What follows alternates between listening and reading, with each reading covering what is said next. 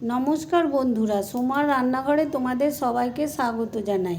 আজকে আমি তোমাদের ফুলকপি আলু দিয়ে রুই মাছের ঝোল বানিয়ে দেখাবো, যেটা তোমরা খুব সহজেই বাড়িতে বানিয়ে নিতে পারো। তাহলে চলো বন্ধুরা, দেরি না করে রেসিপিটি শুরু করা যাক। ফুলকপি আলু দিয়ে রুই মাছের ঝোল বানাতে লাগছে রুই মাছ। এখানে আমি 500 গ্রামের মতো রুই মাছ নিয়েছি, 6 পিস রুই মাছ হয়েছে। আর লাগছে ফুলকপি, আলু, লাগছে গোটা জিরে, জিরের গুঁড়ো, আদা বাটা, লঙ্কা বাটা, হলুদ গুঁড়ো, নুন, লাগছে সর্ষের তেল, আর লাগছে ধনেপাতা কুচি। প্রথমে আমি মাছটাকে নুন হলুদ দিয়ে মাখিয়ে নেব। প্রথমে দিয়ে দেবো নুন। এখানে আমি 1 চামচ নুন দিলাম,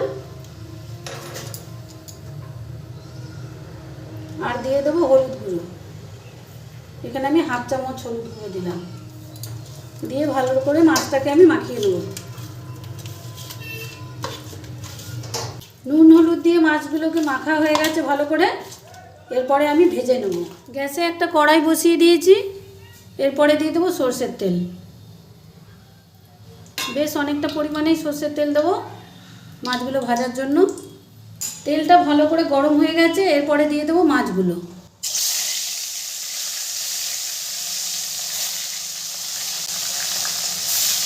গ্যাসের ফ্লেমটা মিডিয়ামে আছে। মাছগুলো 1 পিঠ ভাজা হয়ে গেছে, এরপরে আমি উল্টে দেবো।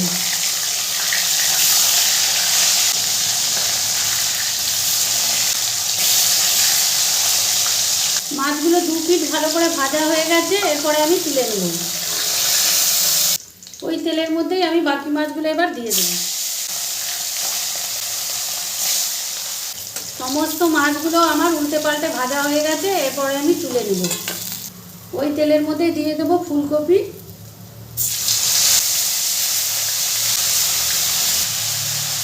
ফুলকপিটাকে ভালো করে ভেজে নেব। ফুলকপিটা লাল করে ভাজা হয়ে গেছে, এরপর আমি তুলে নেব। ওই তেলের মধ্যে দিয়ে দেবো জিরে ফোড়ন, এরপরে দিয়ে দেবো কেটে রাখা আলুটা। আলুটাও ভালো করে নেড়ে চেড়ে আমি ভেজে নেব। আলুটাও লাল করে ভাজা হয়ে গেছে, এরপরে দিয়ে দেবো জিরে গুঁড়ো। এখানে 1 চামচ জিরে গুঁড়ো আছে, সেটা এবার দিয়ে দেবো। দিয়ে দেবো আদা বাটা। আদা বাটাটাও 1 চামচ আছে, দিয়ে দেবো।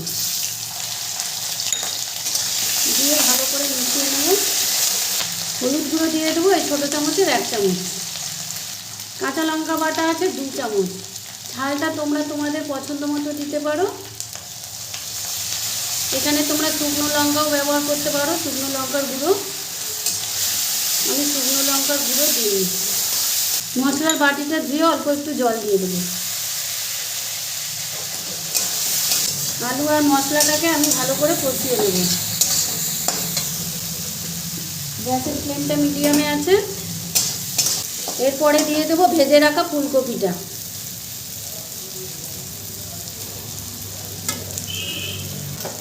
ফুলকপিটা দিয়েও ভালো করে কষিয়ে নেব।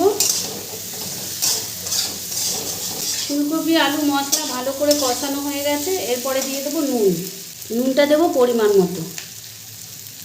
এখানে আমি এই ছোটো চামচে 2 চামচ নুন দিলাম। তোমরা কতটা ঝাল দিচ্ছ, কতটা সবজি দিচ্ছ, তার উপরে নির্ভর করবে নুনটা দিয়েও আমি ভালো করে কষিয়ে নেব। আলু ফুলকপি ভালো করে কষানো হয়ে গেছে, এরপরে দিয়ে দেবো জল।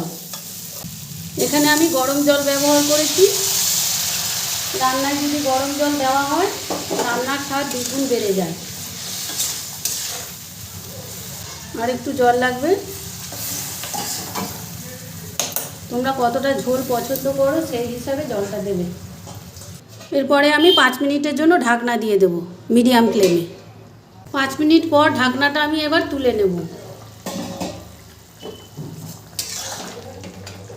ভেজে রাখা মাছগুলো এরপরে দিয়ে দেবো।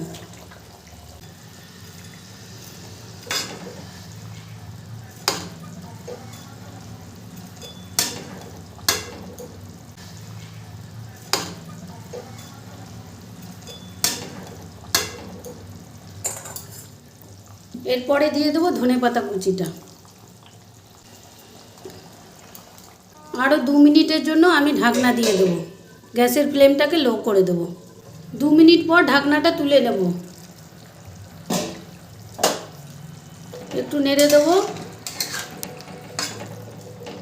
রুই মাছের ঝোলটা আমার তৈরি হয়ে গেছে। এরপরে আমি নামিয়ে নেব।